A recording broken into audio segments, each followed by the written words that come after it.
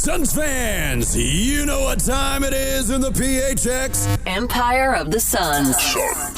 Phoenix Suns. Empire of the Suns. The Empire of the Suns podcast is brought to you by Sonic. Drive to your nearest Sonic location and don't forget to order your half-price drink or slush anytime in the Sonic app. Hello there, and welcome to the Empire of the Suns podcast. My name is Kellen Olson, joined as always by Kevin Zimmerman. What's up, man? I'm doing well. Kind of looking forward to Thanksgiving. Just need that, that little break. You got a little break upcoming. We can talk about that a little later after we talk Suns. But yeah, we last spoke, 4 games ago? All losses. Mm-hmm. No KD, no Brad Beal. Do you have any major... I don't know if this is that different, even though they've lost a bunch of games from our last podcast. Do you have any major takeaways or things you want to stand on or things you want to proclaim?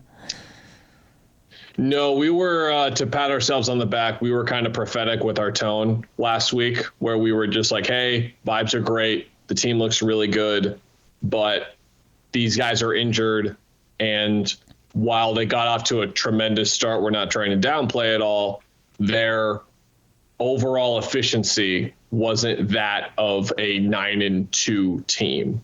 And that is kind of played out so far, or a 9-3 team when we recorded, because we kind of rattled off the numbers. If you didn't listen to that episode, Suns were middle of the pack in defense and offense, basically. And the numbers were basically saying, this is an amazing clutch team right now. And that is pretty much the reason why they are where they are. So that was foreboding in a way, because Kevin was out. And when we recorded the episode, we didn't really know Brad's deal, and we still don't know Brad's deal, which that's probably the worst sentence for the Suns to hear this year. He has a left calf strain now. It was initially a contusion, or it was tightness, then a contusion, and now it's a strain. No reevaluation weekly timeline here. We've been asking. Don't know. And with Kevin, his reevaluation point comes this weekend. Suns play on Tuesday, Wednesday, and Saturday of next week, and that's it. So they only have 3 games next week anyway. So we look at this 5-day break that they have without games totally, but they also only have 3 games next week, and it's a back-to-back Tuesday, Wednesday. So I think it's more about circling that Saturday game against Golden State here in Phoenix. They're home for 4 straight games as well. This is the beginning of a 6-game homestand. We were kind of so focused on the break, you kind of lost track that they're going to be home for pretty much 2 weeks, which will be good for them too. But yeah, man, they just look like they, especially on Monday, it was holy crap, they need a break. The positive in this is that on Sunday, I think we saw the capabilities of them. The amount of engagement that they had on both ends of the floor, the amount of energy that they put in to make a 2-big lineup work was encouraging. And then that was nowhere to be found on Monday and Wednesday. Monday was they're going to lose Wednesday. That's just the way that they were playing on Monday. It was this is not going to go well on Wednesday either.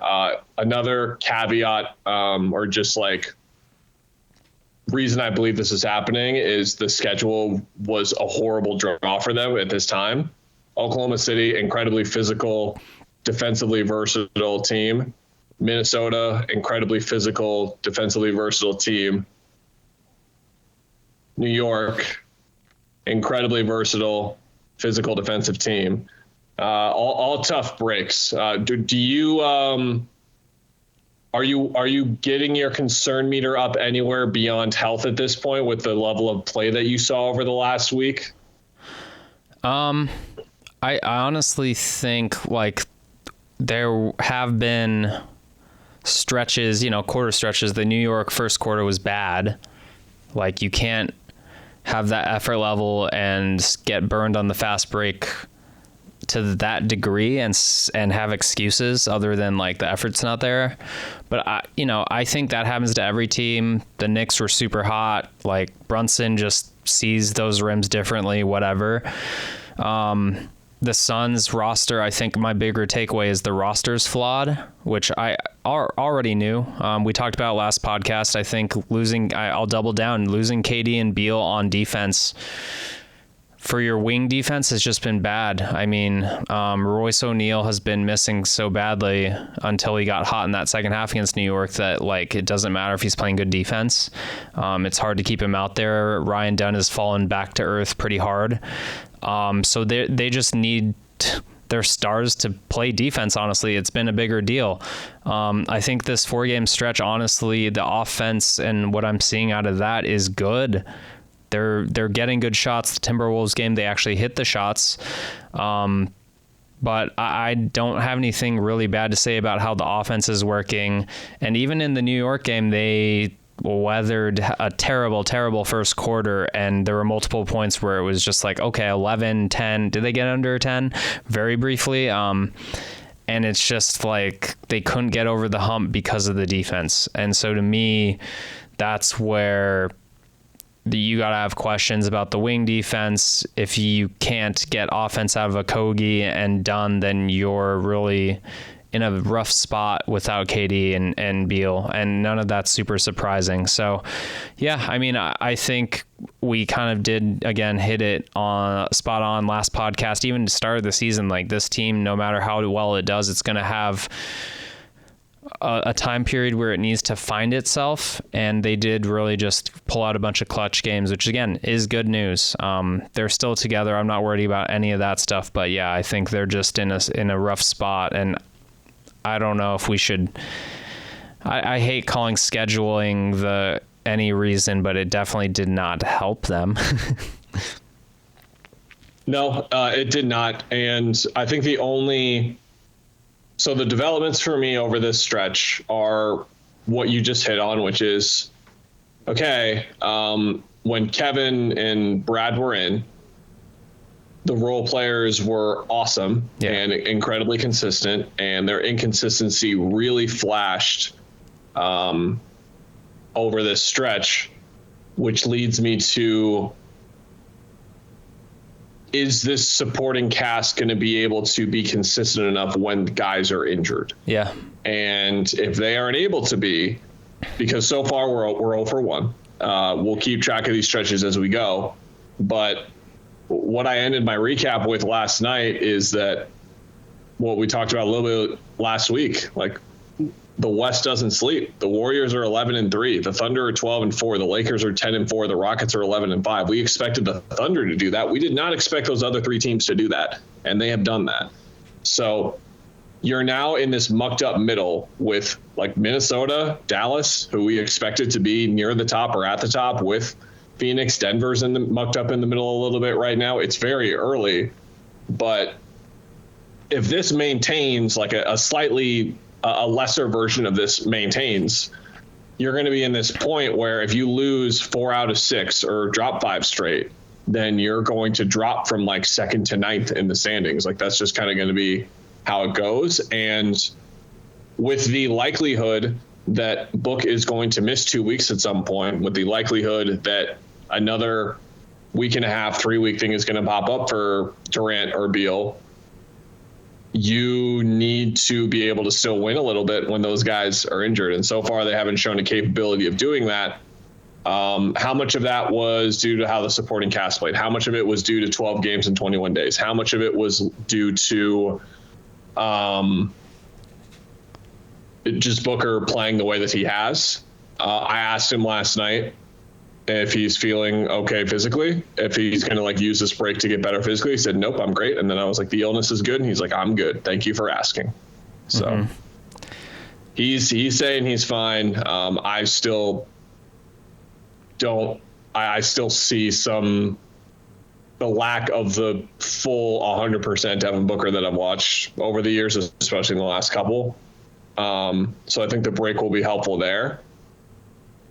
But yeah, it's going to be, now it's like seeing, okay, we have 2 things to figure out now. One, how good is this team when they're not solely relying on winning in crunch time? Because we just don't know yet. That's just when they went on this crazy run to start the year, was because they were winning in crunch time.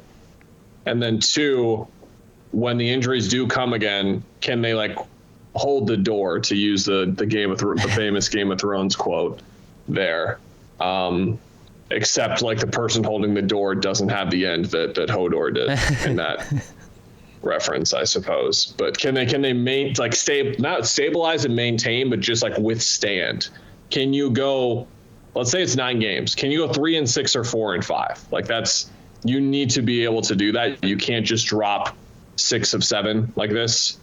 Because if you do this 2 more times over the course of the year, you're in the play-in. Like that's just how it works. The math checks out. Yeah. I think that's a good way to put it, is like these 2-week stretches where you miss a guy. Like how many do you have? Do you have 2 this season? I think they'll survive that fine. Do you have 3? Do you have 4?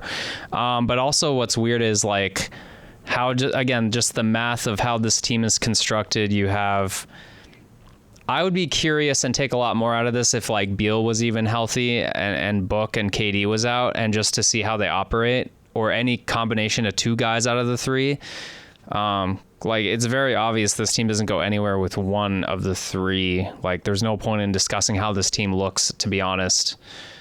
If we're talking like long-term stuff, but I'm curious, like if Beal had not been hurt also, and you're without KD, who has been your best player probably, at least offensively, then you would like at least see, okay, like we can tell if this team can maintain like 2 weeks out of one of the stars, that kind of thing. But right now it's just like we can't tell what to make of it. And that's where you just hope that the injuries don't happen on top of each other, because I kind of looked at this like, I think it was 2004, 2005, where, first 7 seconds or less team, where obviously Steve Nash wins the MVP the end of the year. But like in the middle of that season, I think it was only like a 5 or 6 game stretch, maybe it was only 4 games where he like got hurt. And like that team was actually really healthy all year long. But the section where Steve Nash, because he's the motor of the whole thing, that's the reason he won MVP, he was out. They looked miserable. It was like this team kind of in the same way, even though you have some good players around there, where it's like, oh yeah, they're just done if Steve Nash is not hurt. Like that's what this team is riding on. And look, Steve Nash took that team really far. He took other teams really far.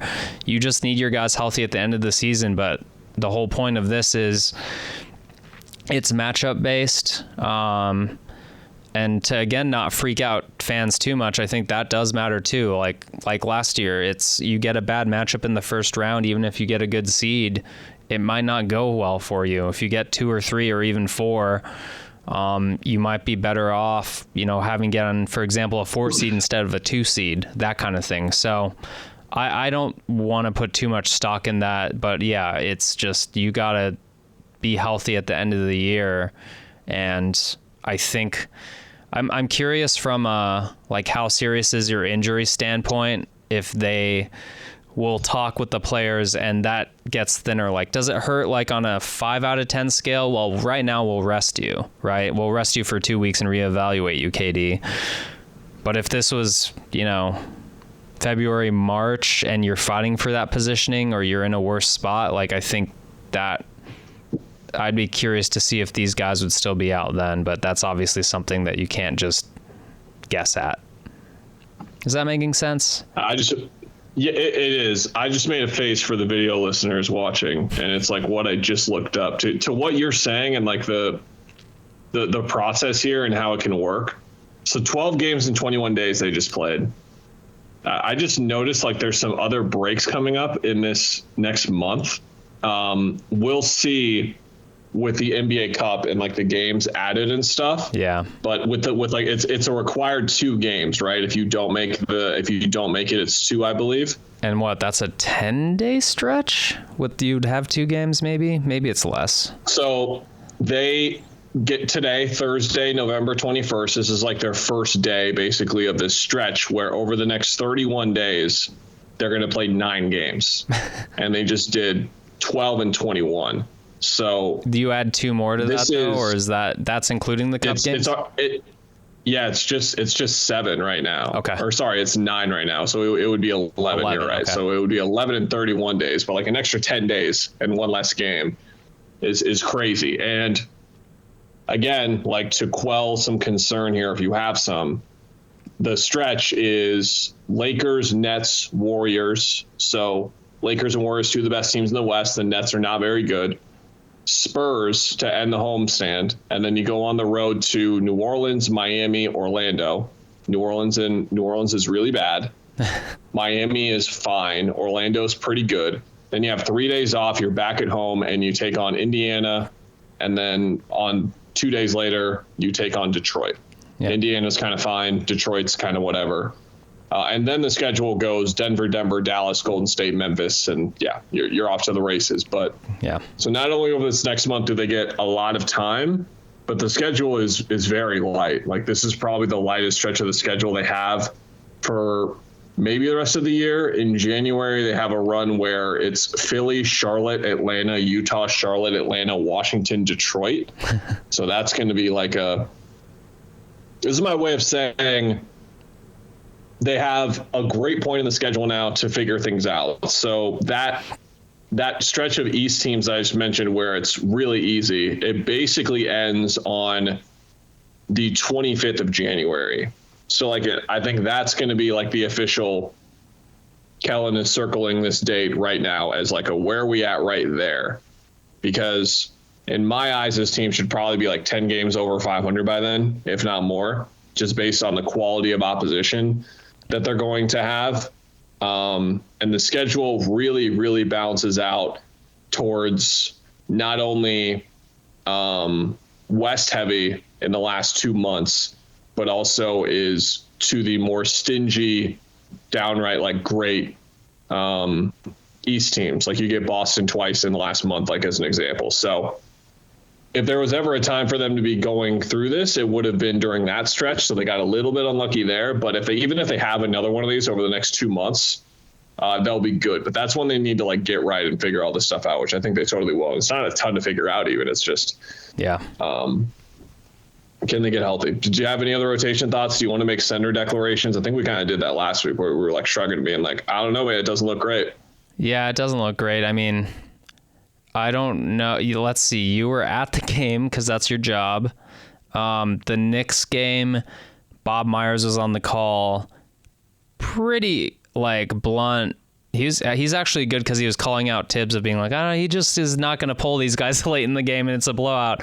But he was like pretty bluntly like, oh yeah, Nurk's just like letting guys bomb from three. Karl Anthony Towns is pretty good at doing that. Maybe you should guard him type comments. That's who Nurk is.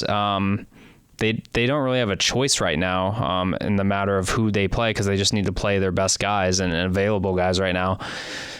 Yeah, I don't have big thoughts there. I think the backup point guard situation with Monte, like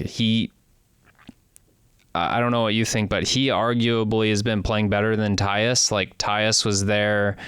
Sometimes it's like he's floating and he's not conscious. And I know he's not wired this way, but he's not conscious. Like look for your shot.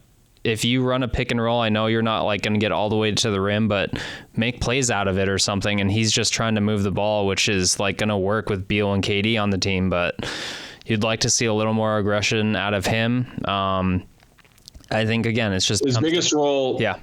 His biggest role on the team over this stretch has been catch and shoot threes, that's not what it should be. Yeah. I think they can utilize him and lean on him a little more. But yeah, I don't know. To me, it's just like roster flaws. These guys who are who they are, they're being pushed to. Ryan Dunn, you need to take 5 threes a game right now and knock down some. Royce O'Neal, you need to take like 8 threes a game and knock down some. Grayson had a bad shooting night, so like it's just kind of. I think we've talked about this in past seasons. When the stars aren't there and you have role players who have been playing great, suddenly they look a lot less good at basketball even when they're asked to just simply hit shots and the pressure's on and hit more shots. It just works that way. They're guys that are a foot closer to them because they're not sagging off trying to help when KD's on the other side of the floor, stuff like that. So that's kind of just a symptom of the injuries, I think.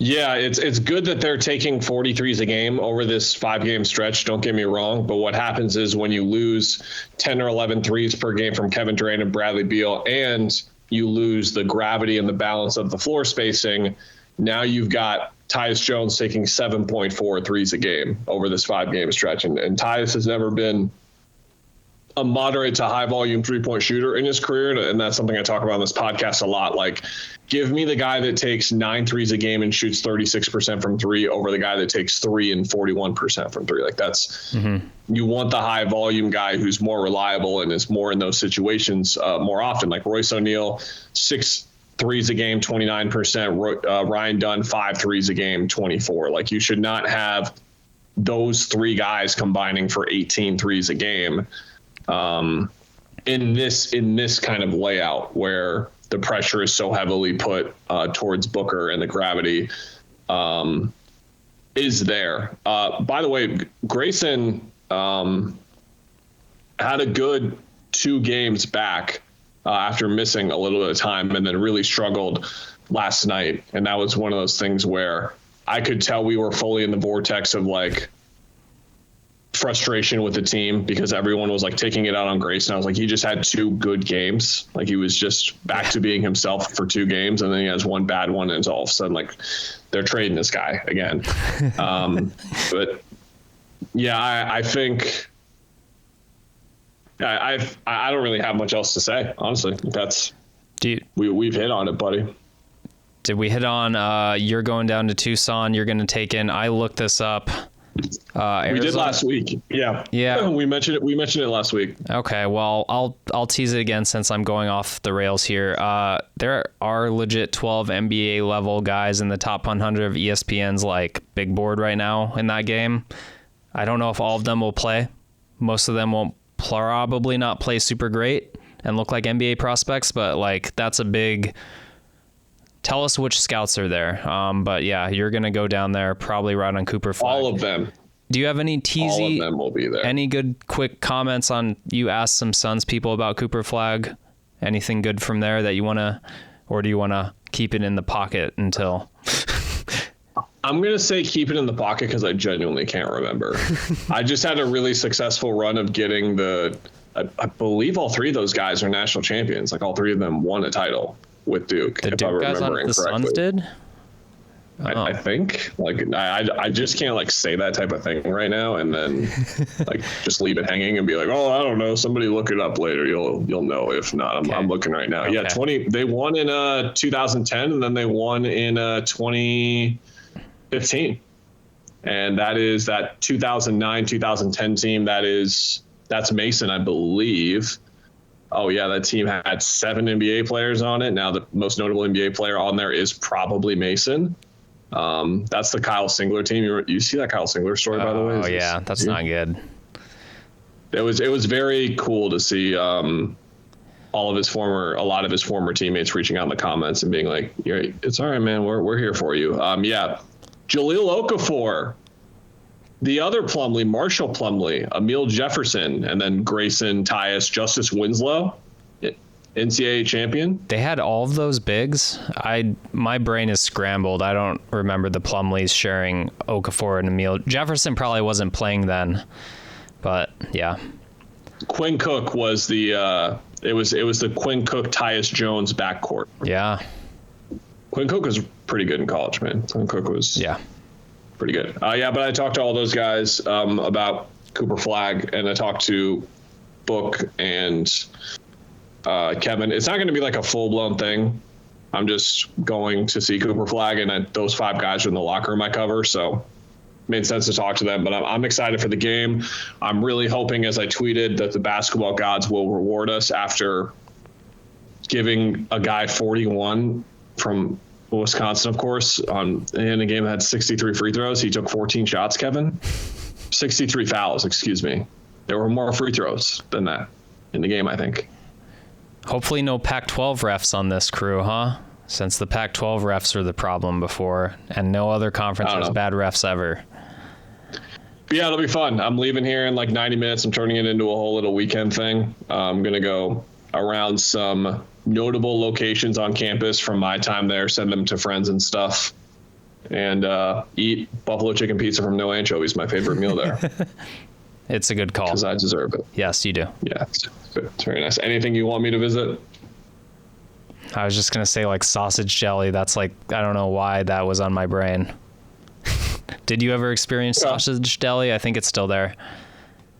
I think I know what it is, but I don't know of it. Does that make sense? Yeah.